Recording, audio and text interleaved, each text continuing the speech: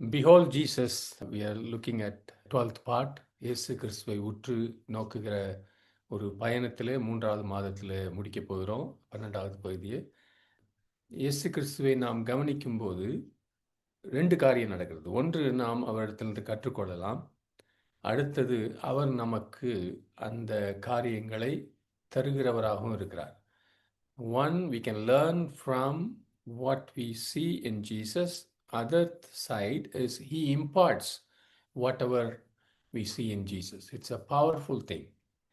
மற்றவர்களுடைய பிரச்சனைகள், தேவைகள், இவைகளுக்காக நம்ம அவர்கள் சுகமாக வேண்டும், விடுதலை பெற வேண்டும், ஆசீர்வதிக்கப்பட வேண்டும், பிரச்சனையிலிருந்து விடுபட வேண்டும் என்றெல்லாம் நாம் எதற்காக ஜெபிக்கிறோம் என்று கொஞ்சம் யோசிச்சு பார்ப்போம்.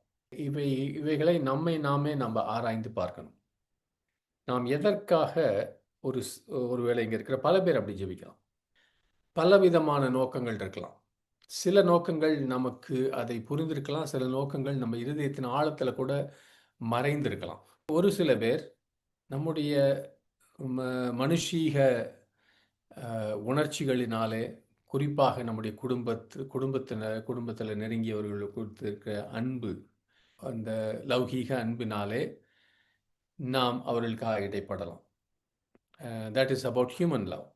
அது நம்முடைய மாம்சீக அன்பினாலே அப்படி செய்கிறோம்.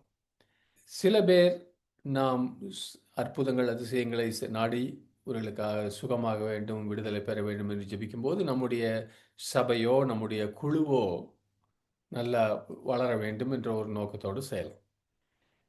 That is about the passion for our ministry. நாம் செய்கிற ஊழியத்தை குறித்து நமக்கு இருக்கிற வைராக்கியத்தினால அப்படி செய்யலாம்.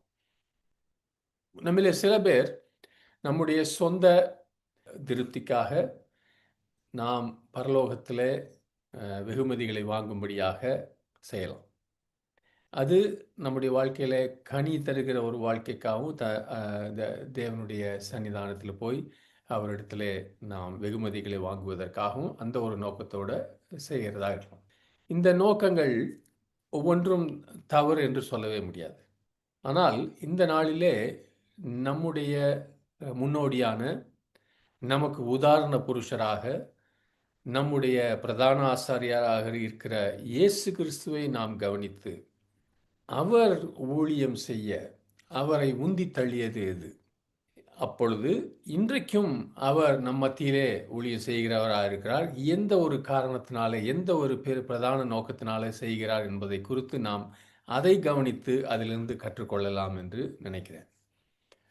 Behold the compassionate Christ.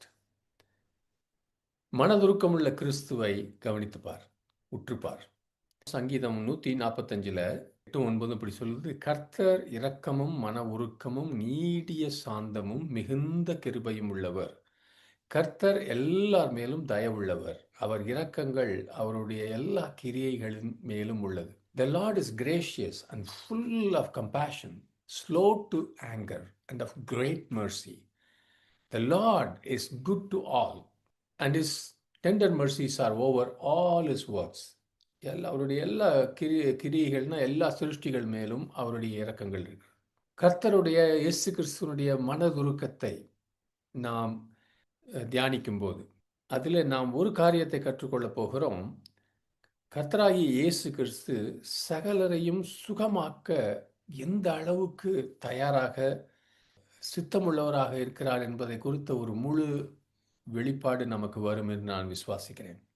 இயேசு கிறிஸ்து பூமியிலே ஊழியம் செய்த போது எங்கெல்லாம் போனாரோ அவர் மனதுருக்கத்தினாலே அவர் போய் தன்னிடத்திலே வந்து யாருக்கெல்லாம் சுகமாக வேண்டும் என்று வந்தார்களோ அவர்கள் அனைவரையும் தன்னுடைய மனதுருக்கத்தினாலே சுகமாக்கினார் என்று திரும்ப பார்க்க போகிறோம். இதே இயேசு கிறிஸ்து தான், நான் உங்களை விட்டு போனால் உங்களுக்கு நல்லது என்று சொல்லி இன்றைக்கு பிதாவின் வலது பாரிசத்திலே வீற்றுக்கொண்டு நமக்காக இரக்கமுள்ள, மனதுருக்கமுள்ள, உண்மையுள்ள ஒரு பிரதான ஆசாரியராக அங்கே உட்கார்ந்திருக்கிறார். ஆமென். அங்கேயும் அவர் the merciful and faithful high priest that he is at the right hand of God. அவருடைய வலது பாரிசத்திலே இன்றைக்கும் இந்த பிரதான ஆசாரியர் மனதுருக்கமும் இரக்கமும் உள்ள உண்மையுள்ளவராக அங்கே இருக்கிறார். வேதத்தில் நம்ம பார்க்கும்போது பழைய ஏற்பாட்டில் எபிரேய மொழியிலேயோ புதிய ஏற்பாட்டில் கிரேக்க மொழியிலேயோ பார்க்கும்போது மனதுருக்கம், இரக்கம் என்ற 2 வார்த்தைகளும் ஒரே ஒரே வார்த்தை தான். எபிரேய மொழியில் இருக்கிற ரகமீன் என்ற வார்த்தையை சில சமயங்களிலே இரக்கம் என்று மொழிபெயர்க்கிறாங்க, சில சமயம் மனதுருக்கம் என்று மொழிபெயர்க்கிறாங்க. அதே போல் புதிய ஏற்பாடு கிரேக்க மொழியில் எழுதப்பட்டது. அங்கே இலியோ என்ற வார்த்தை இரக்கமுள்ளவர், மனதுருக்கமுள்ளவர், ரெண்டையும் மாற்றி மாற்றி எழுதுறதை பார்க்கலாம். இலிமோன் என்று சொல்லும்போது இரக்கமும் மனதுருக்கமும் உள்ளவர் என்ற ஒரு அர்த்தத்தில் தமிழ்லையோ இங்கிலீஷ்லையோ மொழிபெயர்க்கிறத பார்க்கலாம்.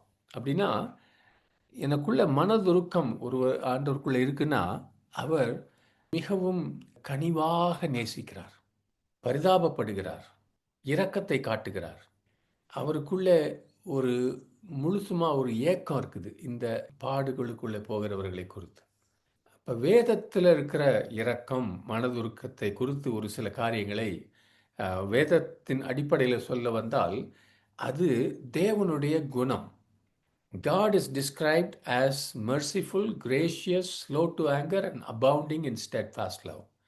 யாத்திராகமம் 34:6 சொல்லியிருக்கு, கர்த்தர் இரக்கமும் கிருபையும் நீடிய சாந்தமும் மகாதயையும் சத்தியமும் உள்ள தேவன். abounding in steadfast love. அவர் ஒரு தொடர்ந்த ஒரு அன்பிலே நீடிக்கிறவர். அது அவருடைய குணம். தயவுசெய்து இதை கேட்குற இந்த நாளில் கேட்கும்போது நாம் அதிகமாய் இயேசுவை காண முயற்சிப்போம். நம்மிடத்துல தேவனை குறித்த பல தவறான ஐடியாஸ் இருக்குது நமக்குள்ள.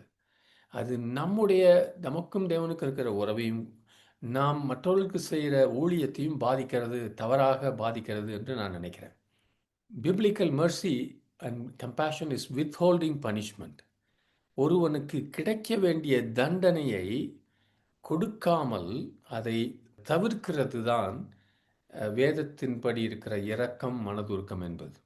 இரக்கம் என்று சொன்னால் ஒருவனுக்கு கிடைக்க வேண்டிய, நிச்சயமாய் அவனுக்கு தகுதியான ஒரு ஸ்ட்ரிக்டான அவனுக்கு கிடைக்க வேண்டிய நியாய தீர்ப்பை தவிர்த்து விடுறத நம்ம பார்க்கலாம்.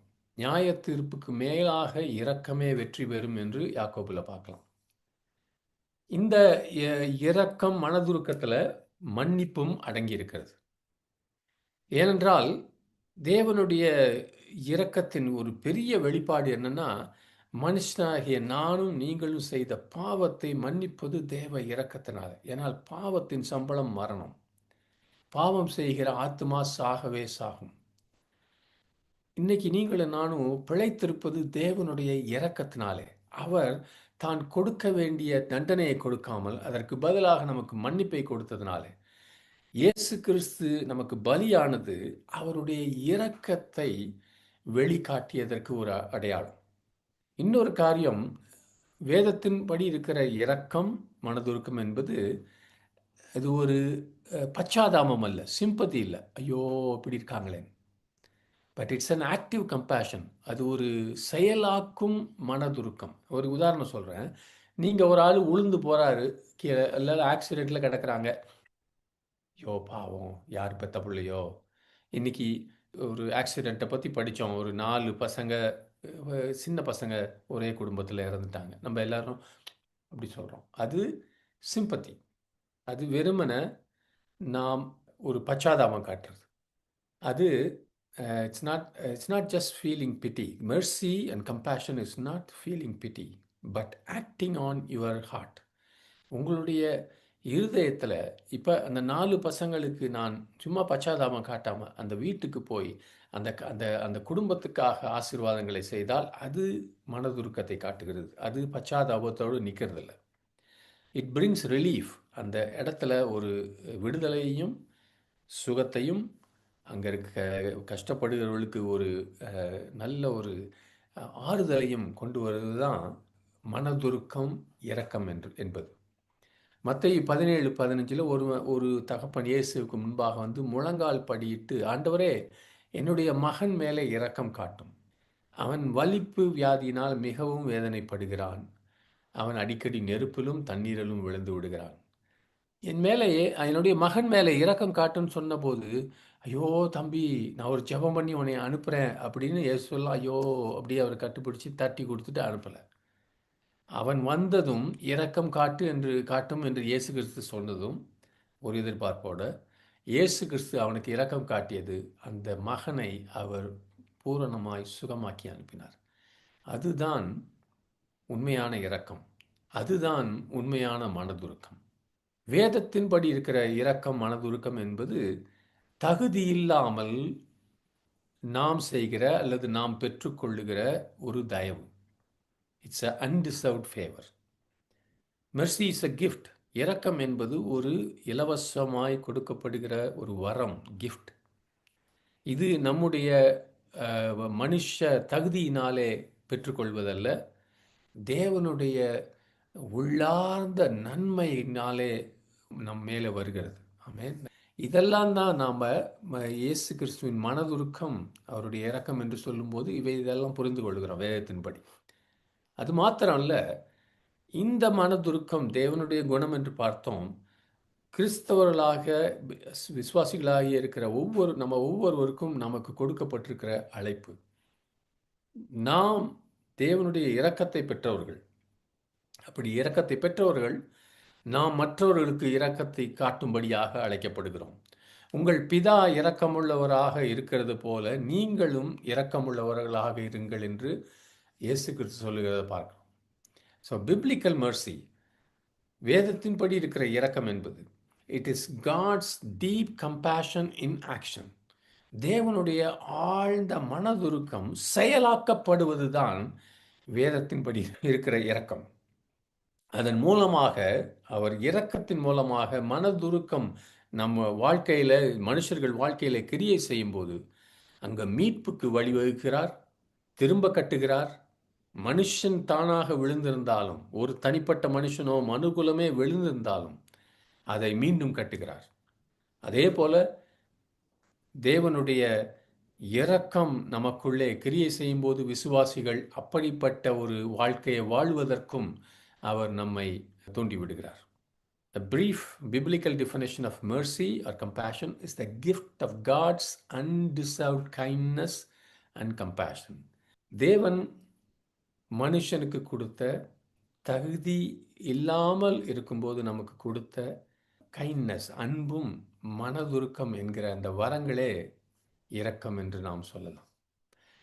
இதெல்லாம் சொல்கிறேன்னா, இந்த காரியத்தில், இந்த அறிவில் நம்ம வளரும்போது நம்ம வாழ்க்கை புரட்சிகரமாக மாறும் என்று நினைக்கிறேன். எப்படி நான் ஜெபிக்கிறேன், எப்படி நான் காரியங்களை தேவனிடத்தில் பெற்றுக்கொள்கிறேன், எப்படி நான் மற்றவர்களோடு ஊழியம் செய்கிறேன், இந்த ரெண்டுக்கும் இது ஒரு மிகவும் முக்கியமான ஒரு காரியமாக இருக்கிறது. இயேசு கிறிஸ்துவின் மனதுருக்கத்தை, இரக்கத்தை புரிந்து கொள்வது. மற்ற எல்லா குணங்களை விட தேவனுடைய பெரிதான குணம் என்பது அன்பு. இப்போ தான் அந்த வசனத்தில் பார்த்தோம், தேவன் கிருபையுள்ளவராகவும் மிகுந்த மனதுருக்கம் உள்ளவராகவும் இருக்கிறார் என்று. அப்படின்னா இந்த தேவனுடைய இந்த இயற்கையை நீங்கள் வசனத்தில், ஆதியாகமத்திலிருந்து வெளிப்படுத்தின விசேஷம் வரைக்கும் திரும்ப திரும்ப பார்க்கலாம். ஏனென்றால் தேவனுடைய மிகப்பெரிய குணம் அன்பு. அது அவர் பிதா என்பதோடு கனெக்ட் ஆகிருக்குது, இணைக்கப்பட்டிருக்கிறது. அவர் பிதா என்றால் அவர் நேசிக்கிறவர், அவர் படைத்ததை எல்லாம் மிகவும் நேசிக்கிறவர் என்று அர்த்தம். ஆமென். அதனால்தான் வேதத்தில் திட்டமும் தெளிவுமாக நம்ம பரலோக தேவனுடைய அன்பை குறித்து, அவருடைய இரக்கத்தை குறித்து, மனதுருக்கத்தை குறித்து தெளிவான அறிக்கைகள் இருக்குது. ஆமென். இந்த அறிக்கைகள், தேவன் அன்பாகவே இருக்கிறார், அவர் மனதுருக்கம், இன்னும் கொஞ்சம் நேரத்தில் பார்க்க போகிறோம், அந்த மனதுருக்கத்தை குறித்து, இரக்கத்தை குறித்து அந்த வசனங்களை நாம் தியானிக்கும் போது இவைகள் தான் என் தேவன் இப்படிப்பட்டவர் என்று நினைக்கும் போது தான் எனக்குள்ள இருக்கிற விசுவாசம் இன்னும் அதிகமாய் பெருகும். அவர் பயங்கரமானவர், வல்லவர், சேனைகளின் கர்த்தர் என்பதை விட இந்த காரியம், ஏனென்றால் ஒரு சாதாரண மனிதனாய் இருக்கிற நான் எல்லா காரியத்திலும் விழுந்து போனவன், தாழ்ந்து போனவன், பலவீனன், உண்மை இல்லாதவன், நிறைய காரியம், எவ்வளவு பெரிய விசுவாசியாக இருந்தாலும் தேவனுடைய அன்பு இல்லாமல், அவர் அன்பானவர் என்ற ஒரு சத்தியம் இல்லாமல் யாரும் இங்கே நிற்க முடியாது. கிறிஸ்தவ எழுப்புதலின் காலங்களில் நீங்கள் பார்க்கும்போது, அந்த நாட்களிலே ஜனங்களுடைய விசுவாசம் எப்படி எழும்புகிறதுனா, தேவனுடைய அன்பையும் மனதுருக்கமும் இப்பொழுது இருக்கிறது என்று அவர்கள் இருதயத்திலும் சிந்தனையிலும் புரிந்து கொள்ள ஆரம்பிக்கும் போது தான் எழுப்புதல் வருகிறது. கண்களிலே கண்ணீர், இருதயத்திலே அன்பு, விசுவாசம் பெருகுகிறது. It is not what God can do, but it is when we know what he earns, longs to do, that inspires faith. தேவனாலே என்ன செய்ய முடியும் என்பதை சொல்லுவதனால் என்பதை புரிந்து கொள்வதனால் அல்ல, தேவன் எதை செய்ய வாஞ்சிக்கிறார் என்பதை நாம் அறிந்து கொள்ளும் போது நம்முடைய விசுவாசம் அனலாகிறது.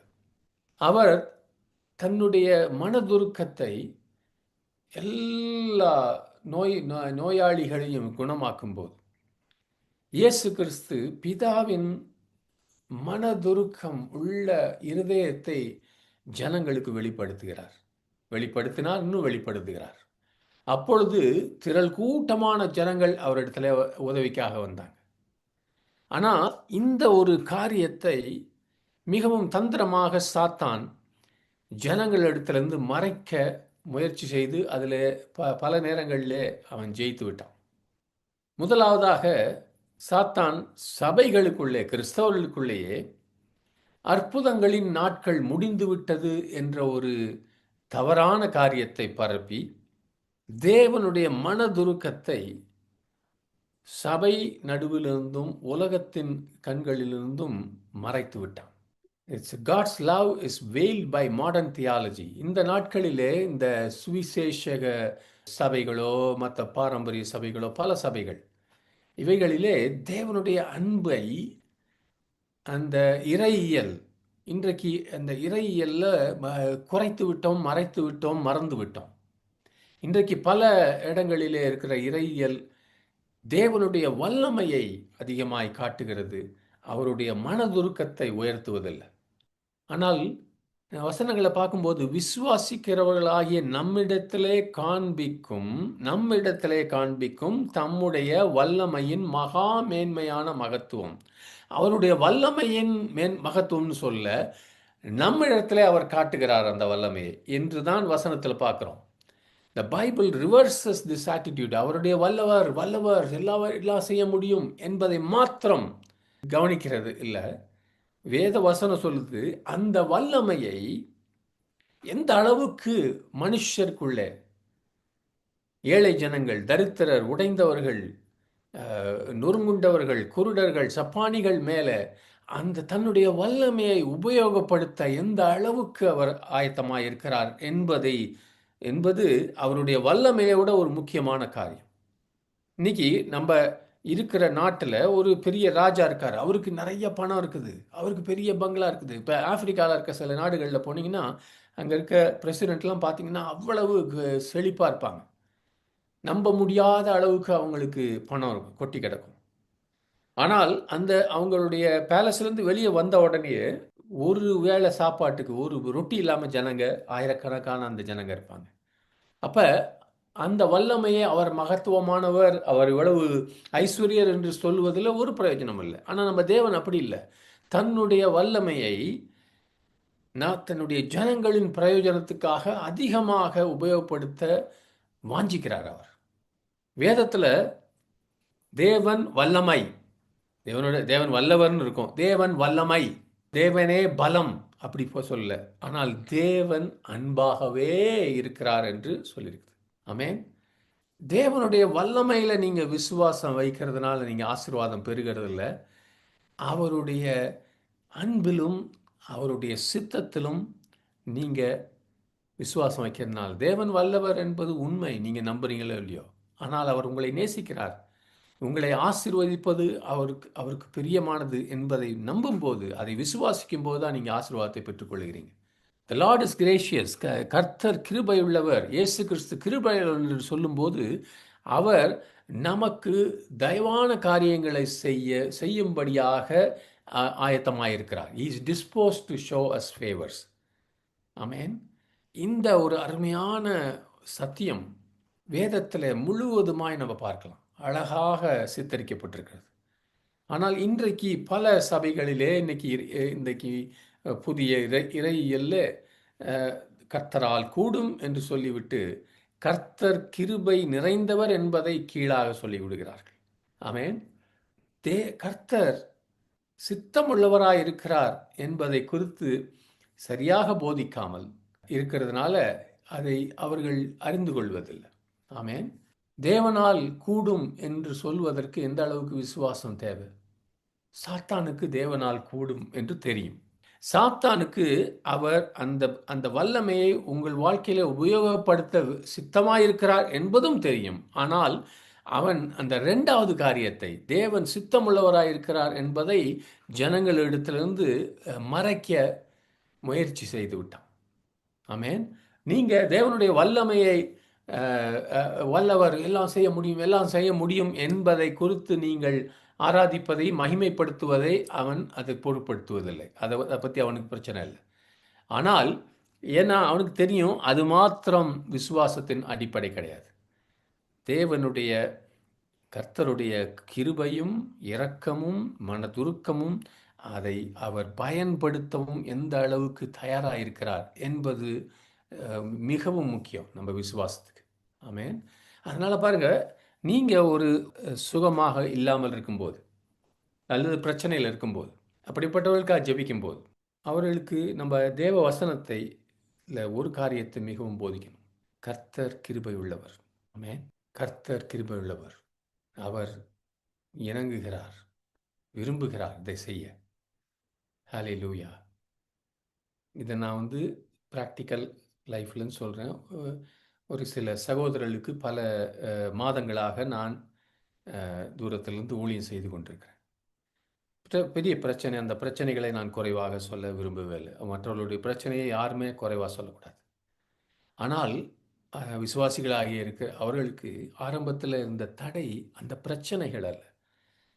வியாதியோ, குடும்ப பிரச்சனையோ, வேறு பிரச்சனையோ, அந்த பிரச்சனைகள் இல்லை. ரியலாக பிரச்சனை இருந்தது, தேவன் என் மேலே கிருபை பாராட்டுவாரா?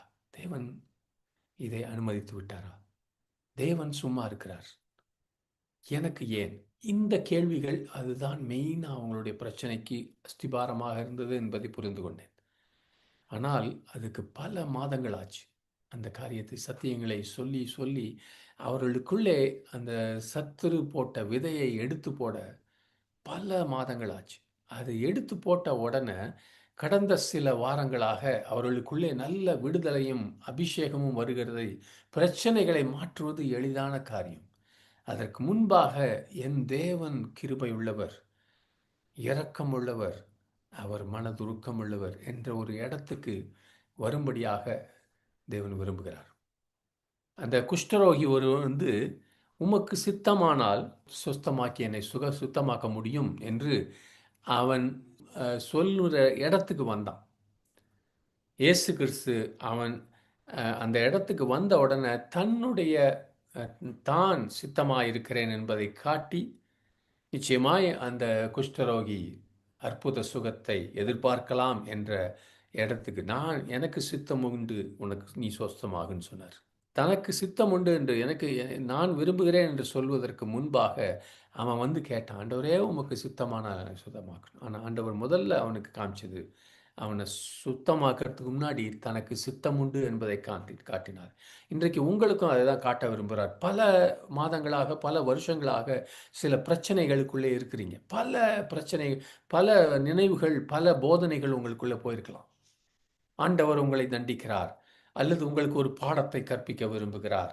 இந்த காரியத்தில் இந்த இந்த இந்த தாமதிக்கிறதுனால உங்களுடைய குணம் மாறப்போகுது, வளரப்போகுது, பரலோகத்தில் உங்களுக்கு பொக்கிஷம் இருக்குது, இதெல்லாம் சொல்லி பலவிதமாய் உங்களை சாத்தானோ மற்றவர்களோ உங்களை தவறான பாதையில் நடத்திருக்கலாம். ஆனால் இன்றைக்கு கர்த்தருடைய வசனம் உங்களுக்கு வருகிறது. கர்த்தர் மனதுருக்கமும் இரக்கமும் காருண்யமும் உள்ளவர். சகோதரனே, சகோதரியே, நீ வியாதியிலே தொடர்ந்து இருப்பது அவருடைய சித்தம் அல்ல. உன்னை சுகமாக்க அவர் சித்தம் உள்ளவராயிருக்கிறார். அதை புரிந்து கொள், அதை ஏற்றுக்கொள், அதை எதிர்பார்க்க வேண்டும். அதை மாத்திரம் பிடித்துக்கொள். ஆமென். Even when we say he is able and then you say he is willing, that is not enough. அவரால் முடியும், அவர் விருப்பம் உள்ளவராயிருக்கிறார் என்பதோடு நிறுத்தி கொள்ள வேண்டாம். ஏன்னா அவர் விருப்பம் உள்ளவராய் இருக்கிறது என்பது கூட ஒரு ஒரு லோ ஸ்டாண்டர்ட். தேவனுடைய இரக்கம் எப்படி தெரியுமா இருக்குது? வசனம் சொல்லுது மீகால, இரக்கம் காட்டுவதிலே நீர் மகிழ்ச்சியா இருக்கிறீர். He delights in mercy and loving kindness. ஆமென். ஹalleluya, ஹalleluya, ஹalleluya. என் கையில் நிறைய பணம் இருக்குன்னு வச்சுக்கோங்க. இங்கே ஒருத்தர் வரீங்க, என்கிட்ட கோடி கோடியாக இருக்குது. நீங்கள் 1 கோடி ரூபா கொடுக்குறீங்க, கேட்குறீங்க, அல்லது உங்களுக்கு தேவை இருக்குது. நான் கொடுக்கறதுல பல விதத்தில் நான் கொடுக்கலாம். கொடுத்துட்டு, ஐயா நம்ம போய் லைஃப்பை பார்த்துக்க அப்படின்னு கொஞ்சம் முகத்தை வச்சுட்டு நான் கொடுக்கறதுக்கு நீங்கள் நன்றி சொல்லணும் அப்படிலாம் எதிர்பார்த்து கொடுக்கலாம். ஆனால் தேவன் அப்படி இல்லை. அவர் கொடுக்கறதுல மகிழ்ச்சி உள்ளவராக இருக்கிறாராம். He loves to give, he delights. அதில் அவருக்கு ரொம்ப த்ரில். என் பிள்ளைய ஆசீர்வதிக்கிறதுல நான் மகிழ்ச்சி அடைகிறேன் என்று சொல்லி.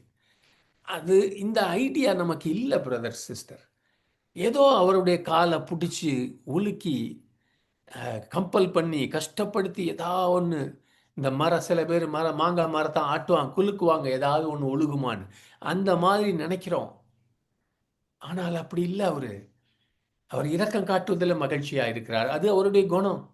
2 நாளாகமும் 16:9 சொல்லுது, தம்மை பற்றி உத்தம இருதயத்தோடு இருக்கிறவர்களுக்கு தம்முடைய வல்லமையை விளங்க பண்ணும்படி கர்த்தருடைய கண்கள் பூமி எங்கும் உலாவிக் கொண்டிருக்கிறது.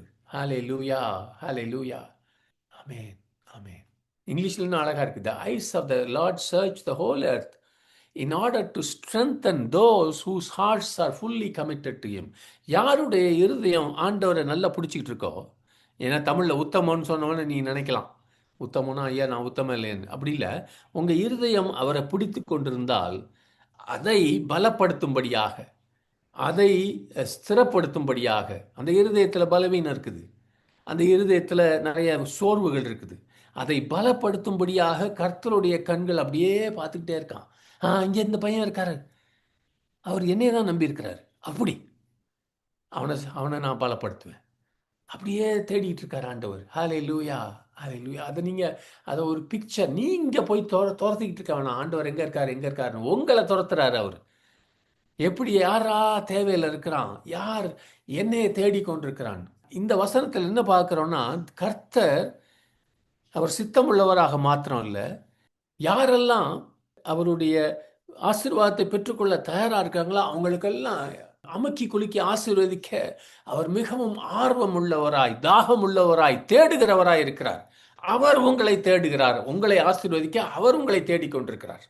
For the eyes of the Lord run to and fro. இங்கும் அங்கும் ஓடி கர்த்தருடைய கண்கள் பார்த்து கொண்டிருக்கிறது. அப்படின்னா அவர் ஒரு சந்தர்ப்பத்தை தேடிக்கொண்டிருக்கிறார். தன்னுடைய தயவான இருதயத்திலிருந்து வருகிற அந்த தயவும், அந்த இரக்கமும், மனதுருக்கமும், ஆசீர்வாதங்களும், ஏனென்றால் அவர் அதில் சந்தோஷப்படுகிறவர், பிரியப்படுகிறவர். அதை யார் மேலே கொட்டலான்னு பார்த்து கொண்டிருக்கிறார். அவர் கொஞ்சமாய், நஞ்சமாய், அற்பமாய், சொற்பமாய், கஞ்சத்தனம் பண்ணி உங்களை ஆசீர்வதிக்கிறவர் அல்ல. அப்படிதான் நம்ம ஜெபம் பண்ணுறோம். ஐயா எனக்கு ஒரு பிச்சை போடுங்க, ஏதாவது ஒன்று கொடுங்க, ஏதாவது ஒன்று கொடுங்க. அந்த அந்த புத்தியை நம்ம மாற்ற வேண்டும். அந்த ஐடியாவை நம்ம மாற்றணும். நமக்கு மாத்திரம் இல்லை. இதை நான் சொல்லுவதெல்லாம் நான் பெற்றுக்கொள்வதற்கும், நான் மற்றவர்களுக்கு ஜெயிப்பதற்கும். நான் ஒருவன் படுத்த படுக்கையாக இருக்கும்போது அவன் அந்த பெட்டை விட்டு சும்மா எந்திரிச்சா போதும்னு ஜெபிக்காதீங்க. அவன் பழைய பலத்தில், புதிய பலத்தில் அவன் நடமாட வேண்டும் என்ற ஒரு உத்வேகத்தோடு, ஒரு ஐடியாவோடு அப்படி தான் ஆண்டவர் ஆசீர்வதிக்கணும். ஹல்லேலூயா. ஆமேன், ஆமேன். ஏதோ உயிரை பொழைச்சான் கிழச்சான் எப்படியோ இருந்து இப்படி உட்கார்ந்தா போதும் அப்படி ஜெபிக்கக்கூடாது. Because he delights in his mercy. தயாளம் என்று நான் அந்த வார்த்தைக்கு பெனவலன்ஸ்னு இங்கிலீஷில் சொல்கிறாங்க. தேவனுடைய ஒரு மகத்தான குணம் அது. தயாள பிரபு அவர். ஹல்லேலூயா, ஹல்லேலூயா, ஹல்லேலூயா. சகோதரனே, சகோதரியே, இந்த தயாள பிரபுவை நீ திருப்திப்படுத்த வேண்டும், பிரியப்படுத்த வேண்டும் என்றால் அவர் தயாளமாய் உன்னிடத்தில் இருக்கிறதுக்கு தடையாக இருக்கிற எல்லாவற்றையும் எடுத்து போட்டு. Is infinitely good. அவர் நன்மையிலே அவர் எல்லையற்றவராக இருக்கிறார். நான் இன்றைக்கு காலையில் இந்த ஒரு பகுதியை தியானித்து கொண்டிருந்த போது, நாங்கள் ஒரு ஒரு ஒரு குடும்பத்துக்கு ஊழியம் செய்து கொண்டிருக்கிறோம். அவங்க கேட்குற எதிர்பார்க்குற காரியம் எல்லாம் ஒரு சின்ன காரியத்தில், ஐயா இதில் இந்த இந்த சின்ன ஒரு விடுதலை, ஒரு பேண்டைட் நமக்கு உடம்பு பூரா புண்ணு இருக்கும்போது ஒரு ஆண்டவரே ஒரு பேண்டைட் கொடுங்கன்னு பிளாஸ்டர் போட்டு விடுங்கன்னு கேட்குற அந்த மாதிரி இல்லை. அது அவருடைய தயாளம் பிரவாகமாய் ஓடுவதற்கு ஒரு தடையாக இருக்குது. நம்முடைய கஞ்சத்தனம், நம்முடைய அவிசுவாசம், நம்முடைய அற்ப விசுவாசம், நம்முடைய கேள்விகள், நம்முடைய சந்தேகங்கள், நம்முடைய பிச்சைக்கார ஜெபங்கள், அவருடைய தயாளம் ஓட அது ஒரு தடையாக இருக்குது, அப்டக்கிள்ஸ். எல்லா நேரங்களிலும் நம் மேலே ஆசீர்வாதத்தை ஊற்றும்படியாக, அவருடைய சிருஷ்டிகள் மேலெல்லாம் ஊற்றும்படியாக, எப்பெல்லாம் அவங்க சிருஷ்டிகள் ரெடியா இருக்காங்களோ அவர்கள் மேலே தன்னுடைய தயாளத்தை, தன்னுடைய ஆசீர்வாதத்தை ஊற்றும்படியாக தான் எப்பொழுதும் தயாராக இருக்கிறார். There is no season for blessings. He is a blesser. தேவன் ஆசீர்வதிக்கிறவர். அவர் எப்பொழுதும் இரக்கத்திலே ஐஸ்வர்யம், எப்பொழுதும் அவர் மனதுருக்கத்திலே பெரியவர், எப்பொழுதும். It's not a season. Christmas டைம்ல டேனியல் உபவாசம் இருந்தா அதெல்லாம் நம்ம குறித்து, அவரை குறித்தல்ல. ஆமென். இது எப்படின்னா, நாம் நம்முடைய எதிர்பார்ப்பு, நம்முடைய தேவனை குறித்த அந்த அண்டர்ஸ்டாண்டிங்ல இப்படி இப்படி கொஞ்சம் ஒரு பெரிய சமுத்திரம் நமக்கு மேல இருக்குன்னு வச்சுக்கோங்க. நமக்கு காலு கீழே இல்லை, தலைக்கெல்லாம் மேலே இருக்குது பெரிய சமுத்திரம். அப்படி இருந்துச்சுன்னா அந்த சமுத்திரம் என்ன செய்யும்னா, எங்கேயாவது கிராக் கீழே இருக்குதா, எங்கேயாவது ஒரு ஓட்டை இருக்குமா, அது வழியா அந்த அந்த சமுத்திர தண்ணீர் கீழே நம்ம மேலே விழுகிறதுக்கு தேடிக்கிட்டே இருக்கும். இதுதான் நன்மை செய்கிறவராகவே சுற்றி திரிந்த இயேசு கிறிஸ்துவின் பிரசன்னம் நம்ம மேலே அப்படிதான் இருக்குது. அது மேலே இருக்குதுன்னு விசுவாசிக்கணும், கீழே இல்லை, காலுக்கு கீழே இல்லை. அவர் எப்பொழுதும் பரலோகத்தின் பலகணிகளை திறந்து நம் மேலே கிருபையையும் இரக்கத்தையும் காருண்யத்தையும் பொழிவதற்கு அவர் ஒரு ஒரு சந்தர்ப்பத்தை தேடிக்கொண்டே இருக்கிறார். அந்த சந்தர்ப்பத்தை கொடுங்க. Give opportunity for God to bless you. No, also for God to use you to bless other people. அது மாத்திரம் இல்லை, மற்றவர்களை கூட அதே ஆசீர்வாதங்கள், இப்போ நான் அதுதான் உங்களுக்கு செஞ்சுட்டு இருக்கேன். அந்த ஆசீர்வாதத்தில் மற்றவர்களும் நுழையும்படியாக, அந்த கதவுகளை திறக்கும்படியாக, அந்த அந்த கண்களை திறக்கும்படியாக, அந்த விசுவாச கண்களை திறக்கும்படியாக உற்சாகப்படுத்துங்க. ஆமென். ஹல்லேலூயா, ஹல்லேலூயா. முதலாவதாக தேவனுடைய மனதுருக்கத்தை குறித்து நல்ல ஒரு கற்றுக்கொள்ள வேண்டும். அதுக்கு பிறகு ஒருவேளை நான் தேவன்கிட்ட பரிசுத்தத்தை குறித்த தராதரம் இருக்குது, நான் அநியாயமாக ஒருவனை அடக்கி கொண்டிருந்தால், இயேசு கிறிஸ்து இந்த உதாரணம் கூட கொடுத்தார். நான் போய் தேவன்கிட்ட போய் ஒரு பெரிய எனக்கு இவ்வளவு கடன் இருக்குதுன்னு ரொம்ப கெஞ்சி கூத்தாடி அவர் அதை மன்னிக்கிறாரு. நான் போய் எங்கள் வீட்டில் இருக்கிற ஒரு சின்ன ஒரு ஆள்கிட்ட கொஞ்சோண்டு வாங்கியிருந்தான் பணம், அவனை பிடிச்சி நான் அரட்டிக்கிட்டு இருக்கேன். அதை பார்த்துட்டு மேலே இருக்கிறவர் என்ன சொன்னார், இவனை பிடிச்சி போடுங்க. ஆண்டவர் சில காரியங்களை பார்க்கிறார் நம்ம வாழ்க்கையில், அது உண்மை. இரக்கத்தை நாட வேண்டும், அதே சமயத்தில் இரக்கத்தை தரவும் வேண்டும். இரக்கத்தை பெறுகிறவர்கள் அதுக்கு தகுதியாக நடந்து கொள்ளவும் வேண்டும். Those are is moral rule. முதலாவதாக தேவனுடைய மனதுருக்கத்தையும் அன்பையும் இரக்கத்தையும் கிருபையும் குறித்த ஒரு நல்ல அறிவுக்குள்ளே வந்த பிறகு, என் வாழ்க்கையில் எல்லாரும் பார்க்கக்கூடிய அளவுக்கு எதுவும் தடை இல்லாமல் இருந்தால் அந்த இடத்துல நான் அதுக்கப்புறம் அவர் காலில் விழுந்துட வேண்டியதுதான். என்னால் முடியல, இந்த ஒரு காரியத்தில், எனக்கு தெரிஞ்ச காரியத்தில் நான் மனம் திரும்பிட்டேன், ஆனாலும் கூட என் குடும்பத்துக்கு ஒரு விடிவு இல்லை, என் கடனுக்கு ஒரு முடிவு இல்லை, என் வேதனைக்கு ஒரு விடுதலையே இல்லை என்றெல்லாம் ஏங்கி கொண்டிருக்காம காலில் விழுந்துரு. ஆண்டவரே மேலே இரக்கமாயிரும். பாருங்க, எந்த அளவுக்கு நீங்கள் கீழே விழுகிறீங்களோ அந்த அளவுக்கு தன்னுடைய அன்பையும் இரக்கத்தையும் மனதுருக்கையும் ஆண்டவர் வெளிப்படுத்துவார், விளக்கி காட்டுவார், நிரூபிப்பார். ஆமென். ஹல்லேலூயா. நீங்கள் எதிர்பார்க்கிற அளவுக்கும் அதற்கு மேலமாகவும் அவருடைய ஆசீர்வாதம் உங்கள் வாழ்க்கையில் இருக்கும். உங்களுக்கு தெரியும் கொர்நேலியோட காரியம். அவன் ஒரு புறஜாதிக்காரன், ரோம அதிபதியாக இருந்தான். அவன் தேவனை தேடினான். ஆனால் அவனுக்கு தெரியும் காணியாட்சிக்கு புறம்பானவன். ஆனால் தேவனுடைய இரக்கத்தை பெறும்படியாக தன்னை அப்படியே அர்ப்பணித்தான். பேதுரு வந்தபோது சொன்னான், தேவனாலே உமக்கு கட்டளையிடப்பட்ட யாவையும் கேட்கும்படிக்கு நாங்கள் எல்லாரும் இப்பொழுது இங்கே தேவ சமூகத்தில் கூடியிருக்கிறோம். Therefore we are all here in the presence of God to hear all that you have been commanded by. நீங்கள் கர்த்தர் சொல்கிறது எல்லாத்தையும் கேளுங்க. நாங்கள் அந்த ஒரு தேவனுடைய பிரசன்னத்தில் வந்து விழுந்துட்டோம். ஹalleluya, ஹalleluya. அப்படியே அவன் தன்னை கிடத்திய போது தேவ பிரசன்னத்தில் தேவனுடைய நன்மை அவ்வளவாக இருந்ததுனால பேதுரு அவனுடைய பிரசங்கத்தை முடிக்கிறதுக்கு முன்பாகவே பரிசுத்த ஆவியின் அபிஷேகம் இறங்கி அவர்கள் அந்நிய பாஷை பேச ஆரம்பித்தாங்க. அதை விட பெரிய ஒரு பாக்கியம் உண்டா? தேவனுடைய இரக்கத்துக்காக தன்னை அர்ப்பணித்தவனுக்கு பரிசுத்த ஆவியின் அபிஷேகம். ஞானஸ்நானம் எடுக்கல, அவனுக்கு பைபிள் படித்தானான்னு தெரியாது நமக்கு, ஆனால் அபிஷேகம் இறங்குச்சு. ஹalleluya. ஏனென்றால் அவனுக்கு அடிப்படையான விசுவாசம் இருந்துச்சு. தேவனுடைய இரக்கத்தை நான் சார்ந்து விட்டேன். இன்னைக்கு கூட கேட்டுக்கொண்டிருக்கிற சில பேர் அப்படி அவருடைய பாதத்தில் முற்றிலுமாக விட்டு கொடுத்து விழ வேண்டியிருக்குது. நம்முடைய பல பேருடைய தவறு என்ன தெரியுமா? கிறிஸ்தவ விசுவாசிகளுடைய தவறு. என்னால் இயன்ற வரைக்கும் நான் இதை முயற்சி செய்வேன், விடவே மாட்டேன். முயற்சி செய்து விட்டு ஒன்றும் முடியலன்னா நான் ஆண்டவர்கிட்ட வருவேன். அது நம்மை பூரணமாய் அவருடைய கிருபைக்கும் இரக்கத்துக்கும் விட்டு கொடுப்பதில்லை.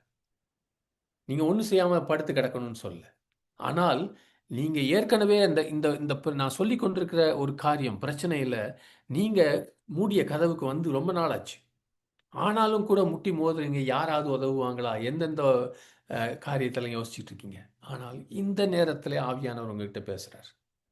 ஆவியானவர் உங்களுக்கு ஞாபகப்படுத்துகிறார், இயேசு கிறிஸ்து மனதுருக்கத்தில் பெருத்தவர், இரக்கத்தின் ஐஸ்வர்யம். அவருடைய பாதத்திலே சாஷ்டாங்கமாய் விழுந்து விடு. அந்த காரியத்தை குறித்து உன்னுடைய மகள் வாழ்க்கையிலே விடிவு வருமா என்று கலங்கி கொண்டிருக்கிறாய். அவருடைய பாதத்தில் விழுந்து விடு. உன்னுடைய ஜெபத்தில் வேற ஒன்றும் சொல்லாத, ஒன்றை குறித்து சப்ப கட்டாத. அது செஞ்சிருக்கலாம், இது செஞ்சிருக்கலாம், யாரையாவது குறை சொல்லி கொண்டிருக்காத, யார் மேலேயாவது பழி போட்டு ஒன்றும் அதெல்லாம் தேவையில்லை. Take it all out of your head. Blaming X Y blaming yourself, thinking about what if I had done this, all that is all finished. கடந்த காலத்தை நீங்கள் ஒன்றும் செய்ய முடியாது. இன்னைக்கு உங்கள் முன்பாக காருண்ய கர்த்தா இருக்கிறார். அவர் பாதத்தில் விழுந்துரு. ஆண்டவரே எனக்கு இறங்கும், எனக்கு இறங்கும், எனக்கு என்ன செய்யறதுன்னு தெரியல, எனக்கு இறங்கும், என் மகளுக்கு இறங்கும்னு சொல்லுங்க. ஆமேன். இந்த தகப்பனுக்கும் தாய்க்கும் ஆண்டவர் இந்த ராத்திரியிலே ஒரு பூரண விடுதலை மாத்திரம் இல்லை, நீ நினைத்ததோட உன் மகளுடைய வாழ்க்கையை மேலாக செய்ய ஆயத்தமாக இருக்கிறார். God wants to bless your daughter. God wants to rescue your daughter. உன்னுடைய மகளை வெளியே கொண்டு வரணும் விரும்புகிறார். நீ விழுந்துரு விழுந்துரு விழுந்துரு விழுந்துரு விழுந்துரு. Just don't say anything else. Don't give reasons. காரணத்தை சொல்லாத. ஆண்டவர் நான் சொன்னதுபடி அவர் வல்லவர் மாத்திரம் இல்லை, அவர் சித்தமுள்ளவர் மாத்திரம் இல்லை, நாம் வேண்டுவதற்கும் நினைப்பதற்கும் மிகவும் அதிகமாய் செய்கிறவர். Exceedingly abundantly above all that we ask or think. I know that, I have experienced that, I say yes. Amen, amen. இந்த நேரத்தில் என்னுடைய சாட்சியை சொன்ன டைம் இருக்காது. எங்கேயோ நான் 4 தடவை நான் கிரவுண்டில் இருந்திருக்கணும். I should be dust by now. ஆண்டவர் நாம் வேண்டுவதற்கும் நினைப்பதற்கும் அதிகமாக கிரியை செய்கிறவர். His love is so great. அவருடைய அன்பு அவ்வளோ மகா பெரிய அன்பு. ஆமென். அந்த அன்பை வைத்துக்கொண்டு அவர் பரிசுத்தமாக இருக்கிறவர்களை மாத்திரம் ஆசீர்வதிப்பதோடு அவர் திருப்தியாக இருக்கிறதில்ல. அதனால அவர் பூமியில் இருக்கிற எல்லாரையும், அவருக்கு எதிரிகளாக இருக்கிறவரோட ஆசீர்வதிப்பதில் அவர் திருப்தியாக இருக்கிறார். நல்லோர் மேலும் தீயோர் மேலும் அவர் தன்னுடைய மழையை பொழிந்து கொண்டிருக்கிறார். தட் இஸ் அவர் காட். அவர் ஆசீர்வதிக்கிறதுல பிரியம் உள்ளவர் எல்லாரையும். அமேன், அமேன். இன்னைக்கு என் தேவனால முடியுமா என்று சந்தேகப்படுறது கூட சம்டைம்ஸ் ஓகே. ஆனால் அவர் செய்வாரா என்று சந்தேகப்படுவதை அவர் விரும்புவதில்லை. புரியுதா? ஆண்டவரே உங்கள் கையில் பலம் இருக்கு. ஆனா என் மேல உங்களுக்கு கண் இருக்குதா? நிறைய கிறிஸ்தவங்க பேசி நான் கேட்டிருக்கேன். ஏன் எனக்கு அவர் செய்யல? ஏன் என்ன குணமாக்கல? அவங்ககிட்ட கேட்டா, தேவனால முடியுமா? தேவனால கூடும். ஆனா எனக்கு அவர் செய்வாரா? This God hates. இதை தேவன் வெறுக்கிறார். இந்த ஆட்டிடியூட், இது என்னன்னா, தேவன் அன்பாகவே இருக்கிறார், தேவன் நல்லவராகவே இருக்கிறார் என்பதை நாம் கொஞ்சம் கலக்கும் போது, சந்தேகப்படும் போது, அதிலே அவர் பிரியமாயிருப்பதில்லை. ஹல்லேலூயா, ஹல்லேலூயா. ஆண்டவர் செங்கடலை பிளந்துருவாரா, எரிகோ மதிலை தகர்த்துவாரான்ற அந்த அவருடைய வல்லமையில கொஞ்சம் சந்தேகம் இருந்தால் கூட அவர் அது மைண்ட் பண்ண மாட்டார். ஏன்னா இந்த பையன் பார்த்ததில்லைல்ல, செங்கடல் பிளந்ததை பார்த்ததில்லை. ஓகே. ஆனால் அவர் அவர் எனக்கு அதை செய்வாரா, எதில் சித்தம் உள்ளவரா இருக்கிறாரா என்பதை அவர் சந்தேகிக்கும் போது தான் ப்ராப்ளம். ஆமென். அதுதான் நம்ம பார்த்தோம். அவர் மனதுருக்கம் உள்ளவர், கோபிக்கிறதற்கு தாமதம் உள்ளவர், பெரிய இரக்கத்திலே பெரியவர் என்று. ஆமென். ஹல்லேலூயா, ஹல்லேலூயா. அவருக்கு முன்பாக நம்ம எல்லாரும் ஜெபிக்கும்போது, இந்த மகா அன்புள்ளவராய், இரக்கமுள்ளவராய் பார்க்கும்போது ஒரு ஆச்சரியத்தோடு ஆராதிக்கணும்.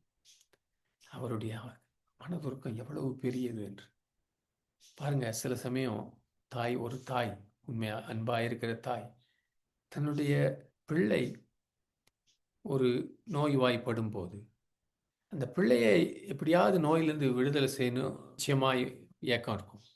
அப்படி முடியலன்னா அந்த பிள்ளைக்காக நான் எவ்வளவு வேணா உபத்திரவத்தில் போக ரெடியாக இருக்கேன்னு சொல்லி தூங்க மாட்டாங்க, சாப்பிட மாட்டாங்க.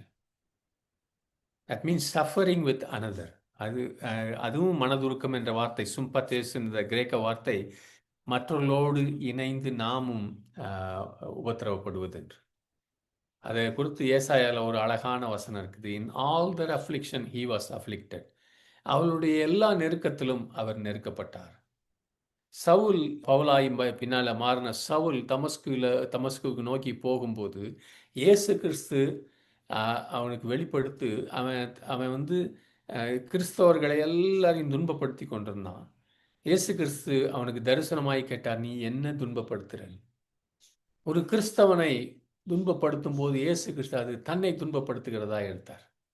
ஹல்லேலூயா, ஹல்லேலூயா. இது அவருடைய எல்லா நெருக்கத்திலும் அவர் நெருக்கப்பட்டார்ன்றது பழைய ஏற்பாட்டில் அந்த அளவுக்கு வெளிச்சம் இல்லை அவங்களுக்கு. அதுலேயே அவங்க சொன்னாங்கன்னா, இன்றைக்கு புதிய ஏற்பாட்டின் நாட்களில் எவ்வளவாய் பார்க்கணும். இயேசு கிறிஸ்து ஆமென் சகல மனுஷருடைய பாவங்களையும் சாபங்களையும் நோய்களையும் துக்கங்களையும் சுமந்து தீர்த்து விட்டார் என்ற ஒரு தெளிவில் இருக்கிற இந்த நாட்களிலே எவ்வளவாய் நம்ம நினைக்கணும். நம்முடைய மீறுதலுக்காக அவர் நொறுக்கப்பட்டார். நம்முடைய எல்லா நெருக்கத்திலும் அவர் ஏற்கனவே நெருக்கப்பட்டார். Not now, before I get a disease, before I get a problem, Jesus already took that. எவ்வளவாய் நம்ம நினைக்கணும். அதுதான் அவருடைய காருண்யத்தின் எல்லை. ஹல்லேலூயா, ஆமென். சங்கீதம் 145:9 பார்த்தோம் இல்லையா? கர்த்தர் எல்லார் மேல் தயவுள்ளவர், அவர் இரக்கங்கள் அவருடைய எல்லா கிரியைகளின் மேல் உள்ளது. அப்படின்னா அவர் ஒரு மனுஷனை பட்சபாதம் பார்க்கறதில்ல. எல்லார் மேலும் தன்னுடைய இரக்கங்களை ஊற்றுகிறார். ஆமென், ஆமென், ஆமென். அவர் இந்த உலகத்தில் இருக்க தீயோர்கள் மேல கூட தன்னுடைய இரக்கத்தை போட்டார்னா, இன்னைக்கு அவருக்கு கீழ்ப்படிந்து விசுவாசியா இருக்கிற பிள்ளைகளுக்கு ஒரு சாதாரண அந்த ஆசீர்வாதங்களை தடைய நிறுத்துவாரா? ஆமென், ஹல்லேலூயா. நாம் வாழுகிற இந்த கிருபையின் நாட்களை வசனம் சொல்லுது, பழைய ஏற்பாட்டில் இருந்த தீர்க்கதரிசிகளும் ராஜாக்களும் பார்க்க வாஞ்சையா இருந்தார்கள். தேவதூதர்கள் இன்றைக்கு கூட உற்று நோக்குகிறாங்க, இது என்ன? ஆமென், ஆமென். இந்த நாட்களிலே நாம் வியாதியஸ்தர்களும் அசுத்தாவியினால அலக்கழிக்கப்படுகிறவர்களும் சாபங்களை சுமந்திருக்கிறவர்களும் தேவ இரக்கத்தை பார்க்காமல் இருக்கணும்னு சொல்லி இன்றைக்கு சபைகளிலே போதிக்கப்பட்டால் இது எவ்வளவு விசித்திரமான ஒரு காரியம். ஆமென், ஆமென். நல்லவர் மேலும் தீயவர் மேலும் மழையை பெய்ய பணிகிற தேவன், இரக்கத்தை காட்டுகிற தேவன், தீயவர்கள் மேல கூட இரக்கத்தை காட்டுகிற தேவன் இன்றைக்கு அவருடைய ஜனங்களிடத்திலிருந்து இரக்கத்தை சுகத்தை, தெய்வீக சுகத்தின் இரக்கத்தை நிறுத்திடுவாரா? ஆமென். தன்னுடைய சொந்த பிள்ளை வியாதியாக இருக்கும்போது, வேதனையில் இருக்கும்போது, நிச்சயமாய் ஒரு சாதாரண பாவியை நேசிக்கிறத விட அவருடைய சொந்த பிள்ளையை அதிகமாய் நிச்சயமாய் நேசிக்கிறார். ஆமென். இந்த நாளில் இதை கேட்டுக்கொண்டிருக்கிற சகோதரனே, சகோதரியே, இதை நீ கேட்கும்போது 2 விதத்தில் யோசிக்கணும். ஒன்று, நீயும் நானும் இயேசு கிறிஸ்து கிருபையும் மனதுருக்கமும் இரக்கமும் நிறைந்தவர். தன்னுடைய இரக்கத்தை உன்னுடைய எல்லா பாவங்கள் மேலும், எல்லா வியாதிகள் மேலும், எல்லா துக்கங்கள் மேலும் இரக்கத்தை காட்ட விரும்புகிறார் என்பதை நீ பார்க்க வேண்டும். அப்படிப்பட்ட இயேசுவை நீ தரிசிக்கணும், பார்க்கணும், கண்ணால பார்க்கணும். அதை அவருடைய மனதுருக்கத்தை உன்னுடைய இருதயத்திலும், உன்னுடைய ஆத்மாவிலும், உன்னுடைய சிந்தனையிலும் அதிகமாய் நீ பார்த்து நெருக்கி வச்சுக்க. அவர் இரக்கமுள்ளவர், மனதுருக்கமுள்ளவர் என்பதை இருதயத்தின் பலகையில எழுதி வைத்துக் கொள்ளுங்க. எப்பொழுதும் பக்கத்தில் வச்சுக்கோங்க. அந்த ஒரு அஸ்திபாரத்தோடு அதே சமயத்தில் உனக்கு இயேசு கிறிஸ்து இரக்கமுள்ளவராக, மனதுருக்கமுள்ளவராக தரிசனம் காட்டும் போது உன்னை சுற்றி இருக்கிறவர்களுக்கும் நீ அதை செய்ய வேண்டும். நேசிக்க முடியாதவர்கள், குஷ்டரோகிகளாய், அசுத்தமுள்ளவர்களாய், சமுதாயத்தில் புறக்கணிக்கப்பட்டவர்கள், தனிமையில் இருக்கிறவர்கள், வியாதியின் வேதனையில் இருக்கிறவர்கள், அசுத்தாவின் பிடியில சிக்கி அலமோதுகிறவர்கள், யாரும் ஒதுக்கு தள்ளுகிற அவர்கள் மேலே இதே மனதுருக்கமுள்ள இயேசு கிறிஸ்துவை நீ கொண்டு போய் காட்ட வேண்டும். அவர்கள் உன்னை பார்க்கும்போது உனக்குள்ள இருக்கிற அந்த மனதுருக்கமுள்ள இயேசு கிறிஸ்துவை பார்க்க வேண்டும். The compassion of Jesus shall be revealed through your prayers and efforts. நீ ஜெபிக்கிற ஜெபத்திலும் உன்னுடைய முயற்சியிலும் இயேசு கிறிஸ்து மனதுருக்கம் வெளிப்பட வேண்டும். ரெண்டையும் செய்யணும். Receive God's mercy and give God's mercy. தேவனுடைய இரக்கத்தை, மனதுருக்கத்தை உனக்குள்ளே பெற்றுக்கொள். ஆனால் அதை மற்றவர்களுக்கும் தர ஆரம்பி. ஆமென், ஆமென். கர்த்தருடைய கிருபையோ அவருக்கு பயந்தவர்கள் மேலும், அவருடைய நீதி அவருடைய பிள்ளைகளின் பிள்ளைகள் மேலும் அநாதியாய் என்றும் என்றென்றைக்கும் உள்ளது. The mercy and compassion of the Lord is from everlasting to everlasting, not upon sinners alone, but upon them that fear him. தலைமுறை தலைமுறையாக அவருடைய இரக்கம், அவருடைய மனதுருக்கம் அவருக்கு பயந்தவர்கள் மேல இருக்குது. தகப்பன் தன் பிள்ளைகளுக்கு இறங்குகிறது போல கர்த்தர் தமக்கு பயந்தவர்களுக்கு இறங்குகிறார். ஆமென், ஆமென். பூமிக்கு வானம் எவ்வளவு உயரமாய் இருக்கிறதோ அவர்களுக்கு பயப்படுகிற மேலே அவருடைய கிருபையும் அவ்வளவு பெரிதாக இருக்கிறது. So great is his mercy. அவருடைய இரக்கம் அவ்வளவு பெரிதான். ஆமென், ஆமென். ஹல்லேலூயா.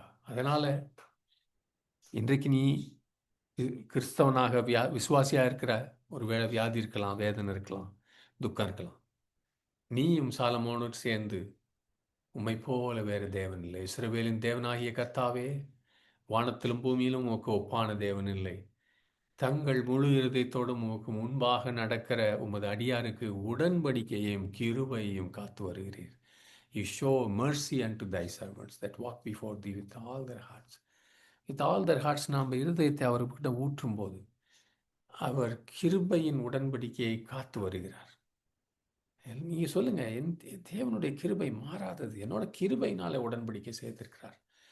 உடன்படிக்கையும் அவரது சாட்சியும் கை கொள்கிறவர்களுக்கு அவருடைய பாதைகள் எல்லாம் கிருபையும் சத்தியமானவர்கள். ஆமென், ஆமென், ஆமென். ஹல்லேலூயா, ஹல்லேலூயா, ஹல்லேலூயா. வருகிற வாரத்தில் சுவிசேஷத்திலிருந்து இயேசு கிறிஸ்து தன்னுடைய மனதுருக்கத்தை காட்டிய சில பகுதிகளை பார்க்க போறோம். உலகத்தில் இயேசு கிறிஸ்து வந்தபோது பிதாவை வெளிப்படுத்தினார். பழைய ஏற்பாட்டில் பிதாவை பற்றி, தேவனை பற்றி படிக்கிறதெல்லாம் இயேசு தன்னுடைய வாழ்க்கையில காட்டினார். இந்த ஒரு காரியத்தில் சுவிசேஷத்தில் அவர் குஷ்டரோகிகள் வந்தபோது, ஆமென், ஆமென். யோசிச்சு பாருங்க. இன்னைக்கே குஷ்டரோகியை நம்ம பார்க்கணும். யூத பாரம்பரியத்தில் வசனத்தின்படி குஷ்டரோகிகளை பாளையத்துக்கு புறம்ப பக்கத்தில் வந்தால் தீட்டாயிரும். அவர்களை தொட்டு சுகமாக்கினார். கையை நீட்டி அவனை தொட்டு, இயேசு மனதுருகி கையை நீட்டி அவனை தொட்டு. அதை யோசிச்சுக்குங்க. ஹல்லேலூயா. எனக்கு சித்தம் உண்டு. இயேசுவின் கரம் உலகம் விலக்கியவர்கள் மேலே, உலகத்திலே தீண்டாதவர்கள் மேலே தொடுவதற்கு ஆயத்தமாக இருக்கிறது மாத்திரமல்ல, அவர் வந்து தொடுகிறார், சுத்தமாக்குகிறார்.